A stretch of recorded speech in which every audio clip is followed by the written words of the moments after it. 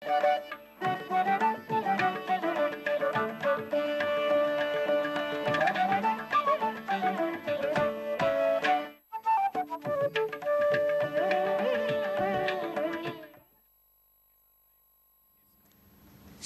பாகவத புராணத்தில் இரண்டாவது ஸ்கந்தத்தில் முதல் அத்தியாயத்தாலே விராட் புருஷனை எப்படி தியானிக்க வேணும் என்று சுகாச்சாரியர் பரீட்சித்துக்கு சொல்லிக் கொடுத்தார்.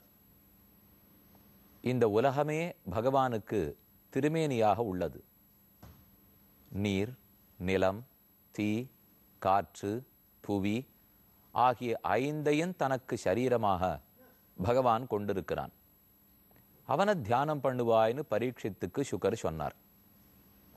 ஆனால் முயற்சி செய்து பார்த்த பரீட்சித்துக்கு இது அவ்வளவு சுலபமில்லைங்கிறது புரிந்து போயிற்று.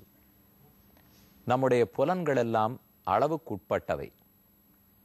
ஆனால் நிலம், நீர், தீ, காற்று முதலானவகளோடு கூடின பிரம்மமோ அளவுக்கு உட்படாதது. அப்ப அளவுக்குட்பட்ட புலன்களை கொண்டு அளவுக்குட்படாதவனை எப்படி பிடிக்க? அதனால தான் பரீட்சித்துக்கு ரொம்ப கஷ்டமா போச்சு. மறுபடியும் சுகரிடத்திலே வந்து பிரார்த்திக்கிறான். நான் தியானம் பண்றதுக்கு எளிதாக வழி சொல்ல வேண்டும். நீர் சொன்ன வழி சிறந்ததாகத்தான் இருந்தது. ஆனால் அது என்னால் இயலாது போல் இருக்கிறது. இந்த கஷ்டம் நம்ம ஒத்தொத்தருக்குமே உண்டே. எங்கோ பிருத்திவி, அப்பு, தேஜஸ், வாயு, ஆகாசம் இது இத்தனையும் கூடி இருக்கிற பரபிரம்மம். அந்த சிறப்புடைய பிரம்மத்தை தியானிப்பாய்னு சொல்லிட்டா நம்மால் இயலுமா? நம்ம கண்களோ இதுக்கு மேல பார்க்க மாட்டேங்கிறது. நம்ம காதோ ஒரு சத்தத்துக்கு மேல கேட்க மாட்டேங்கிறது. உட்கார்றதுக்கே கொஞ்ச நேரத்துக்கு மேல நம்மால முடியல. அப்படி இருக்கிறச்சே எங்க பிரம்மத்தை அதன் உயர்ந்த சிறப்பான திருமேனியோட தியானம் பண்ண? அது இயலாது போகவே தான் சுகாச்சாரியர் பரீட்சித்துக்கு அடுத்த வழி சொல்ல தொடங்குகிறார். இதற்கு முன்பாக ஒரு அழகான குறிப்பு, நம்ம எல்லாருக்கும் ரொம்ப தேவையான குறிப்பை சுகாச்சாரியர் பரீட்சித்து மூலமாக கொடுக்கிறார். இரண்டாவது ஸ்கந்தம், இரண்டாவது அத்தியாயம், 4வது ஸ்லோகம். சத்யாம் க்ஷிதௌ கிம் கசிபோ பிரயாசைஹி பாஹௌ ஸ்வசித்தே ஹ்யுபபர்ஹணைஹ் கிம் சத்யஞ்சலௌ கிம் புருஷான் அபாத்ரியா திக்வல்கலாதௌ சதி கிம் துகூலைஹி. ஓரொரு மனிதனும் இயற்கையோடே ஒன்றி வாழ மறுக்கிறான். இன்னைக்கு லோகத்துக்கு முழுக்க என்ன பேச்சா இருக்கு? இயற்கையை நாம கஷ்டம் கொடுத்துட்டோம், ஏதேதோ ஆகாசத்திலெல்லாம் ஓட்ட விடுற அளவுக்கு ஆயிடுத்து, பூமியே வெப்பமடைந்து கொண்டு போகிறது. எத்தனை நாடுகள் கூடி கூடி இதை பத்தி பேசுறார்கள். எப்படியாவது இந்த பூமண்டலத்தை காப்பாத்திடணும்னு எல்லாரும் வருத்தத்தோட இப்ப முனைஞ்சிருக்கா. அதை பத்தி சுகர் எவ்வளவு அழகா சொல்றார் பாருங்க. நாம் ஒத்தொத்தரும் செயற்கையை நாடியே வாழ்ந்து கொண்டு போகிறபடியால் நம்ம உடல்லையும் ஆரோக்கியம் கட்டுப்படுறது, உலகத்துக்கும் ஆரோக்கியம் கெட்டு போகிறது. எதை உபயோகப்படுத்தலாம்? சத்யாம் க்ஷிதௌ கிங் கசிபோ பிரயாசைஹி. நல்ல பூமி தாயார் இருக்கும்போது எதற்கு கட்டிலையும் பஞ்சுமத்தையும் தேடி போக வேண்டும்? இன்னைக்கு நீங்க எந்த ஆர்த்தோபெடிஷியனையும் போய் கேட்டு பாருங்க. தரையில படுக்கிறது நல்லது, தலகாணி வச்சுக்காது இருங்கோ, குஷன் வேண்டாம். இதுதானே எந்த டாக்டருமே சொல்ல போறார். அதே விஷயத்தை சுகர் அன்னைக்கே கேட்கிறார். பூமி தாயார் தன் மடியில் உன்னை படுக்க வைக்க காத்திருக்கும் போது ஏன் கட்டில்களை தேடி போகிறாய்? ஏன் குஷன் மெத்தையை தேடி நாம போகணும்? சாப்பிட்றதுக்கு பாத்திரம் தேடுறோம், டம்ளர் தேடுறோம், ஸ்பூன் தேடுறோம். கை இருக்கிறச்சே பாத்திரம் எதுக்குங்கிறார். பிரசாதம் இருக்கு. இன்னைக்கு கோவில்களில் கூட எவ்வளவு தூரம் கொண்டு போய் விட்டுட்டோம் தெரியுமா? பகவத் பிரசாதத்தை கை கொண்டு நேர இப்போ நம்ம வாங்கி விடுறதில்லை. தாயார் சன்னதிக்கு போனால் குங்குமம் கொடுப்பாளா? கூடவே ஒரு பேப்பரை கையில் எடுத்துட்டு தான் குங்குமமே வாங்கிக்கிறோம். அப்போ தாயார் பிரசாதத்தை பேப்பருக்கு வாங்கிக்கிற புண்ணியம் கூட நம்ம கைக்கு இருக்கக்கூடாதா? நம்ம கைக்கு நேர தாயாருடைய பிரசாதம் வர வேண்டாமா? புஷ்பத்தை நம்ம கையில் வாங்க வேண்டாமா? புளியோதரை கொடுக்கட்டும், தத்யோதனம் கொடுக்கட்டும், சுண்டல் கொடுக்கட்டும், கை இருக்கே அதை தொன்னை இலையும் வாங்கிட்டு தான் இன்னைக்கு பிரசாதத்தையே வாங்க போகிறோம். அந்த அளவுக்கு கூட பகவத் பிரசாதம்ங்கிற இயற்கையோட நாம் ஒன்றுடுறதுக்கு தயாரா இல்லை. பூமியில் படுக்க தயாரா இல்லை. குளத்து தீர்த்தத்தை உபயோகப்படுத்துறதுக்கு தயாரா இல்லை. எதுக்கெடுத்தாலும் செயற்கையை நோக்கித்தான் போகிறோம். பர்ஹௌ ஸ்வசித்தே உபபர்ஹணைக்கியம் சத்யஞ்சலௌ கிம் புருஷான்ன பாத்ரியா திக்வல்கலாதௌ சதி கிம் துகூலைஹி. ஓஹோன்னு துணிமணிகளை தேடி போகிறோம். அதில் எவ்வளவு ஃபேஷன் ஆயிடுத்து இன்னைக்கு. இப்போ சாமான்யமான துணியை கட்டி கொண்டால் அது நம்முடைய மானத்தை மறைக்காமல் போகுமா? ஆந்தனையும் குழு வசதி பண்ணிக்கணும்னு பார்க்குறோம். காற்று இருக்கே, காற்று பெற்றுக்கொள்ளலாமே, பூமியை உபயோகப்படுத்தலாமே, ஆகாசத்தை உபயோகப்படுத்தலாமே. எத்தனையோ நன்மைகள் இந்த பூலோகத்தில் உள்ளன. எப்போதும் மூலிகை வகைகளான மருந்துகளை தேடி நம்ம போறதே கிடையாது. இயற்கை வைத்தியம் எத்தனையோ நமக்கு நல்லது பண்ணும். ஆனால் செயற்கையான மருந்துகளை மட்டும் உட்கொண்டு விட்டு அதன் பக்க விளைவுகளுக்கு மேலும் மருந்துகளை சாப்பிட்டு கொண்டிருக்கிறோம். யோகம், ஆசனம் முதலானவற்றை பயின்றோம்னால் தேக ஆரோக்கியம் நன்கே இருக்கும். இதை ஏனோ எல்லாரையும் விட்டுட்டா என வருத்தத்தோட ரிஷி சொல்லிக் கொள்ளுகிறார். மேற்கொண்டு பரீட்சித்துக்கு தியானம் பண்றதுக்கு எளிதான வழியை சுகாச்சாரியர் சொல்லுகிறார்.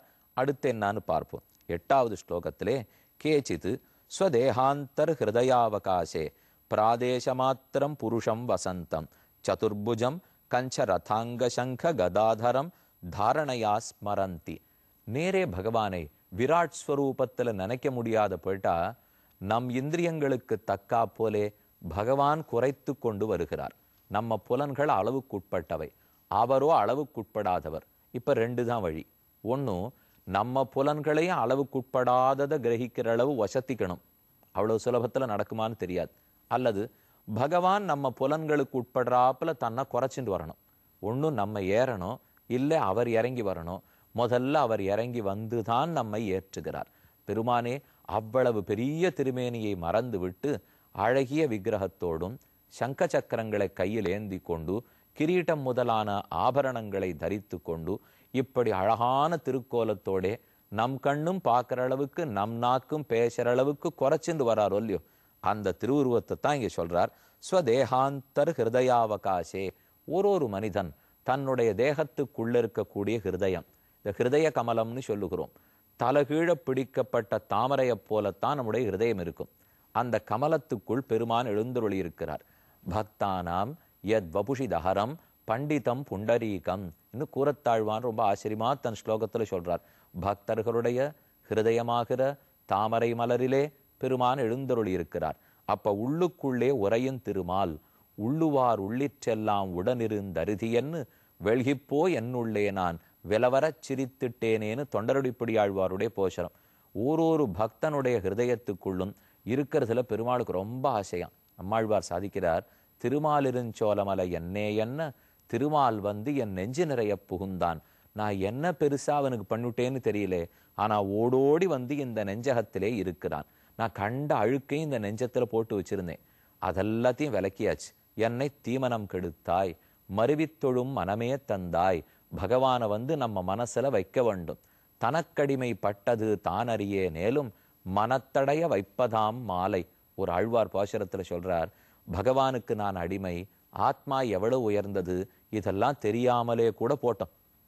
தெரிஞ்சா நல்லதுதான், இது இத்தனையும் தெரியாமலே கூட போட்டோம். ஒரு காரியம் பண்றியா, மனத்தடைய வைப்பதாம் மாலை. பகவானை நம்ம மனத்துல நினைக்கிறதுக்கு மட்டும் ஆரம்பிச்சுடு, தானே மற்ற நன்மைகள்லாம் நமக்கு ஏற்பட்டு போகும். ஓஹோன்னு யோக மார்க்கம் நம்மால் முடியாது. ஆனா மனத்தால பகவானை நினைப்பதற்கு கூடவா முடியாது? வந்துனதடியேன் மனம் புகுந்தாய் புகுந்ததற்பின் வணங்கும் என் சிந்தனைக்கினியாய். திருமங்கை ஆழ்வார் திருவாலி திருநகரி போறச்சே சேவிக்கிறோம் இல்லையோ, பரகாலன் திருமங்கை ஆழ்வார், அவருக்கு பக்கத்துல பெருமாள் எழுதிருக்கார். அவருக்கு சிந்தனைக்கினியான் சிந்தனைக்கினியான்னு பேர். ஆழ்வாருடைய உள்ளத்தை விட்டு நகரமாட்டேன்னு ஸ்தாவர பிரதிஷ்டிதனா பகவான் எப்போதும் அங்க எழுந்துருளிருக்காராம்.